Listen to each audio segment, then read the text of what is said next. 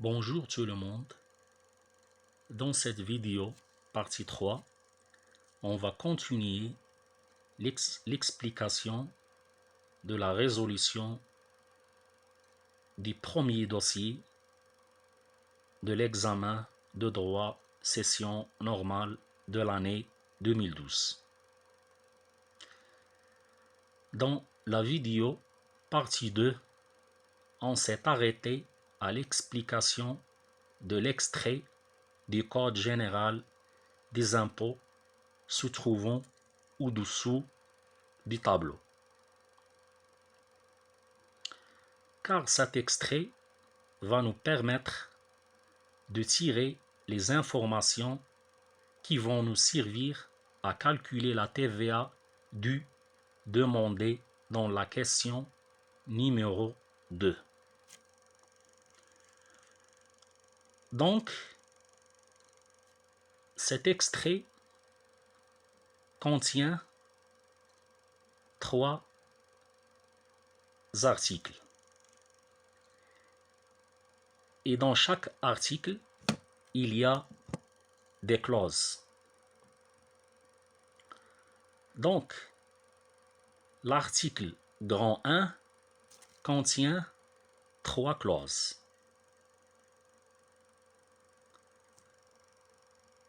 Donc, dans ce cas, dans notre exercice, on va seulement s'intéresser à la clause numéro 3. Car cette clause numéro 3 va être utile pour notre exercice. Et les clauses numéro 1 et numéro 2 ne vont pas être utiles pour le moment dans cet exercice. Ils peuvent être bien sûr utiles dans d'autres exercices. Donc revenons à la clause numéro 3. Elle dit que donc on doit lire la phrase qui est avant les clauses. Donc la phrase dit « Nous n'ouvrons pas à droit à déduction la taxe ayant grevé les véhicules de transport de personnes, à l'exclusion de ceux utilisés pour les besoins des transports publics ou des transports collectifs des entreprises. »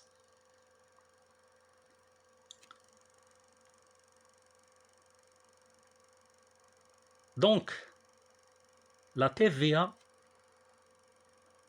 n'est pas récupérable dans les situations numéro 1, numéro 2 et numéro 3.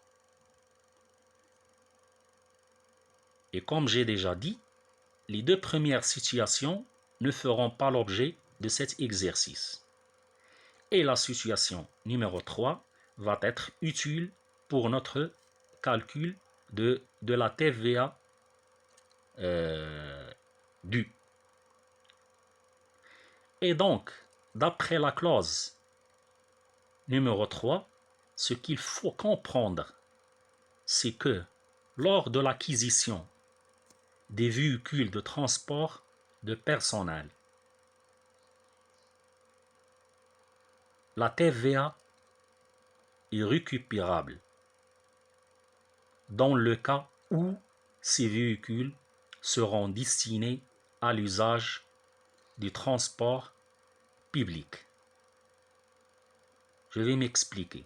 C'est-à-dire, une entreprise qui a une activité de transporter le public, quand cette entreprise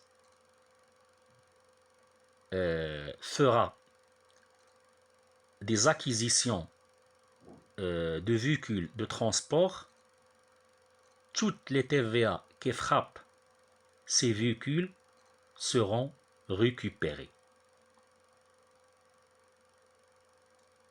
Car ces véhicules seront destinés à l'usage des transports publics.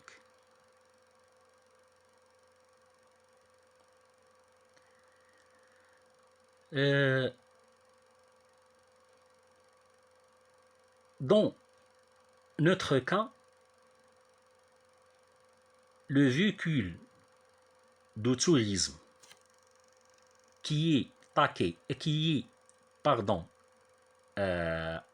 acquise par notre entreprise Maroc Plast en mars, la TVA qui va frapper ce véhicule ne sera pas récupérable, car cette voiture de tourisme sera un véhicule hors usage de transport des personnels des entreprises. Je souligne hors usage de transport du personnel des entreprises. Donc, certainement, vous allez dire que cette voiture est destinée au transport personnel du chef. Et le chef est parmi le personnel de l'entreprise. Ben c'est oui, mais l'usage de la voiture, elle est personnelle et non collectif. Donc c'est pourquoi la TVA n'est pas récupérable.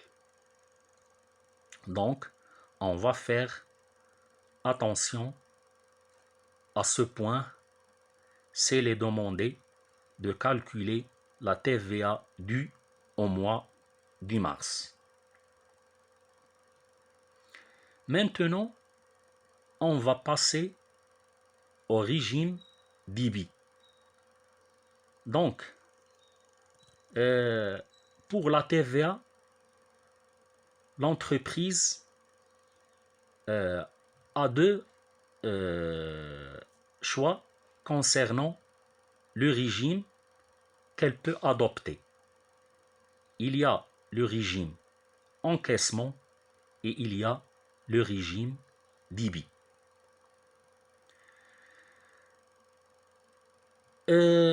Dans ce régime d'IBI, même si l'entreprise fait ou fera des opérations d'achat ou de vente à crédit, donc la TVA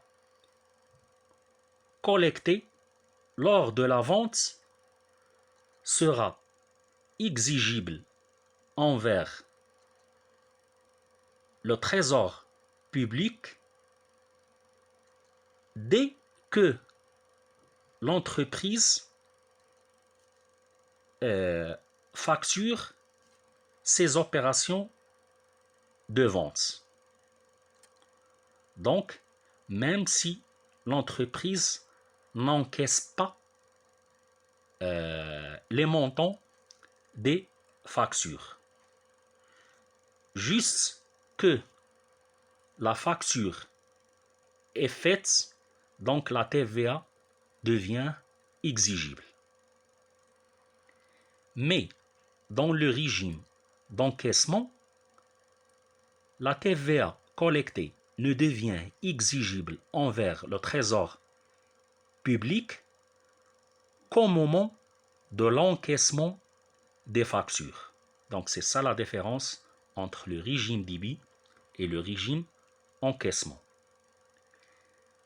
J'espère que vous allez comprendre la différence entre ces deux régimes.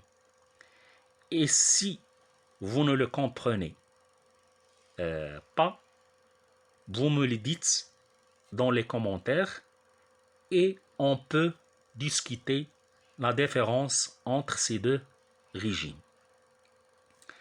Maintenant, on va passer à la déclaration de la TVA.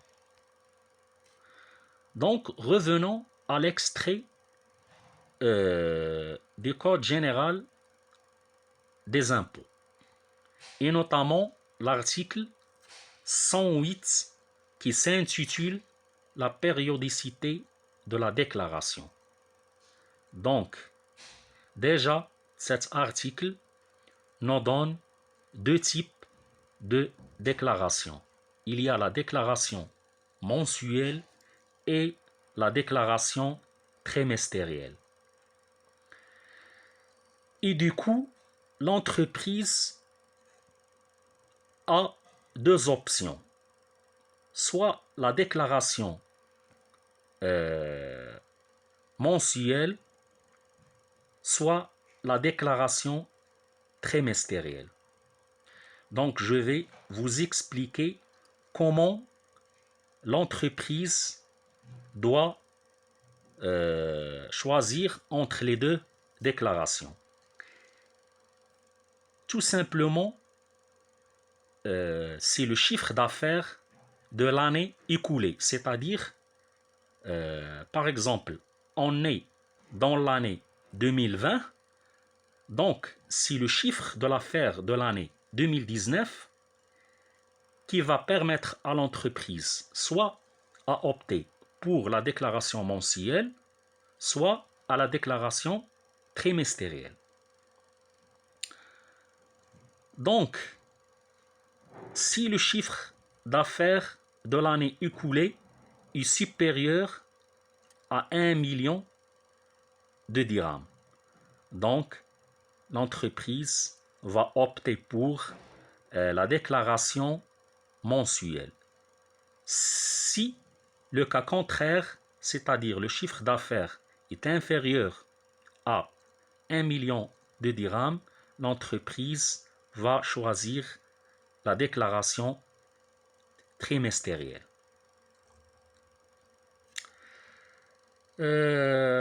Maintenant, on va passer à la résolution de l'exercice. Donc, la première question de l'exercice, elle est demandée d'identifier le régime de la déclaration de la société pour l'année 2012. Donc, comme je viens d'expliquer, pour répondre, il faut voir le montant du chiffre d'affaires de l'année écoulée 2011. Et ce chiffre d'affaires de l'année 2011 est égal à 3 052 000 dirhams. Et ce montant il est supérieur à 1 million. Et donc, l'entreprise Maroplast certainement va opter pour la déclaration mensuelle. Et la réponse, ça sera comme suit. En vertu de l'article 108 du Code général des impôts qui porte sur la périodicité de la déclaration envers le trésor public, le régime de déclaration sera celui de la déclaration mensuelle parce que le chiffre d'affaires de l'année écoulée, c'est-à-dire de l'année 2011, est de 3 052 000 et cette valeur elle est supérieure à 1 million. Maintenant, on va passer à la résolution de la TVA due des mois de février. Donc la formule qu'on va utiliser est celle-là.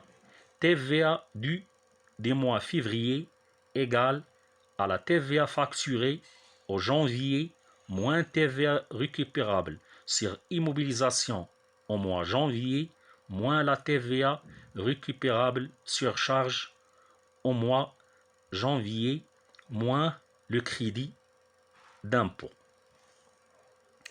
Donc, pour résoudre cette TVA due, on doit dresser le tableau suivant. Donc, le tableau comporte des colonnes. La première colonne, ce sont les opérations que l'entreprise a effectuées. La deuxième colonne, le montant de l'opération.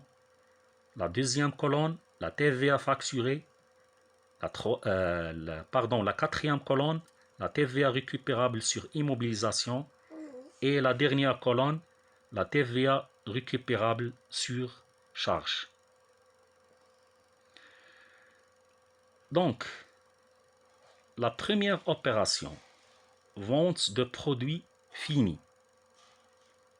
Cette opération, elle est en TTC, c'est-à-dire toute taxe comprise. Son montant vaut 252 000. Et du coup, la TVA facturée sera 42 000. Donc là, on est face à une TVA facturée, car il s'agit d'une opération de vente. Et comment on a obtenu 42 000? Tout simplement en divisant 252 000 par 1,2 fois 0,2. La deuxième opération, c'est l'achat de matières premières. Cette opération, elle est en hors taxe. Son montant est de 165 000. Et la TVA correspondante, c'est la TVA récupérable sur charge. Sa valeur est de 31 400. Et cette valeur est obtenue en multipliant 165 000 par 20%, qui est le taux de la TVA. De la même manière, l'opération numéro 3 porte sur autre charge. Elle est exprimée en hors taxe. Son montant est de 48 000. Donc, il s'agit d'une TVA récupérable sur charge. Sa valeur est de 9 600. Elle est obtenue en multipliant 48 000 par le taux de la TVA. Donc, en faisant le total, la TVA facturée est de 42 000, la TVA récupérable sur charge est de 45 000, et du coup, la TVA due pour le mois de février sera 1000. Donc, on n'aura pas de crédit d'impôt. Et pour la TVA due des mois de mars, voilà la formule. TVA due des mois mars, c'est la TVA facturée au février, moins la TVA récupérable sur immobilisation au mois de février, moins la TVA récupérable sur charge du mois de février, moins le crédit d'impôt, s'il y en a un crédit d'impôt des mois de janvier. Dans ce cas, on n'a pas ce crédit d'impôt. Donc, de la même manière, on va se servir du même tableau, mais là, les montants des opérations ont changé dans le mois de mars. Donc, la première opération, c'est une opération de vente. Elle est exprimée en TTC, toute taxe comprise. Et il s'agit de calculer la TVA facturée, parce que la vente de produits est une opération de vente. Donc, on va trouver un montant de la TVA de 30 000. Cette valeur est obtenue en divisant 180 000 par 1,2 et en le multipliant par 20%. La deuxième opération, achat de matières premières, elle est exprimée en hors taxe. C'est une opération d'achat. Sa valeur, elle est en hors taxe, elle est de l'ordre de 105 000 dirhams. Et donc, on va calculer la TVA récupérable sur charge, tout simplement en multipliant 105 000 par 20%. Et puis, l'autre opération, autre charge, elle est aussi exprimée en hors taxe. Sa valeur est de 62 000. Donc aussi, on va calculer la TVA récupérable sur charge, car on est dans une opération d'achat. Et la valeur de cette TVA récupérable sur charge est de 12 400.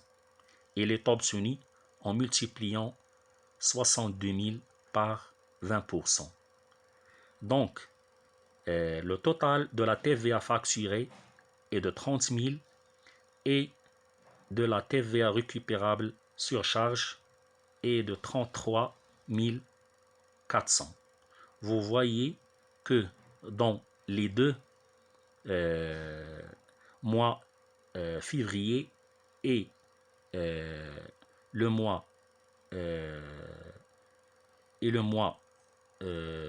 de mars, il n'y a pas de TVA, bien sûr, il n'y a pas de TVA récupérable.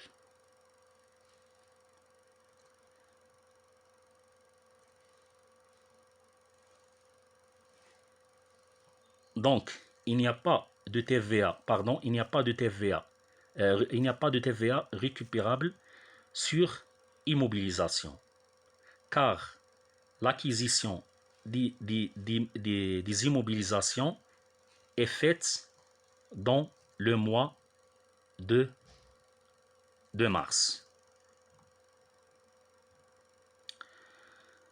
Donc, en faisant les calculs, on va trouver qu'on a dans ce cas un crédit d'impôt pour le mois de mars qui vaut 3 400. Pourquoi? Car la TVA récupérable est supérieure à la TVA facturée dans ce cas. Et le crédit d'impôt veut dire que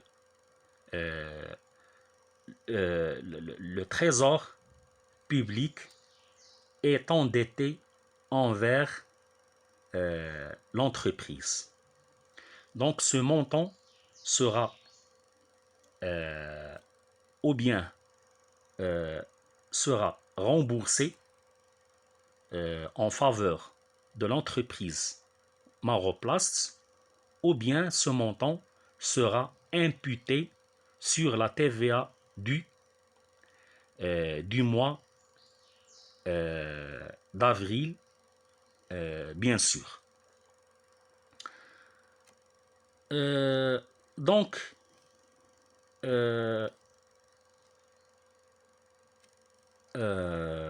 un point essentiel, c'est que le code général des impôts change d'année en année. Donc, il faut faire attention à ce code général des impôts. Et le code général des impôts de 2020, elle est disponible bien sûr au site officiel du ministère de la Finance. Donc, avant de clôturer cette vidéo, je tiens à vous dire surtout de n'oubliez pas à vous abonner pour avoir autre correction et si vous avez des suggestions concernant les explications, n'hésitez pas à me le dire via les commentaires. Et merci pour l'attention.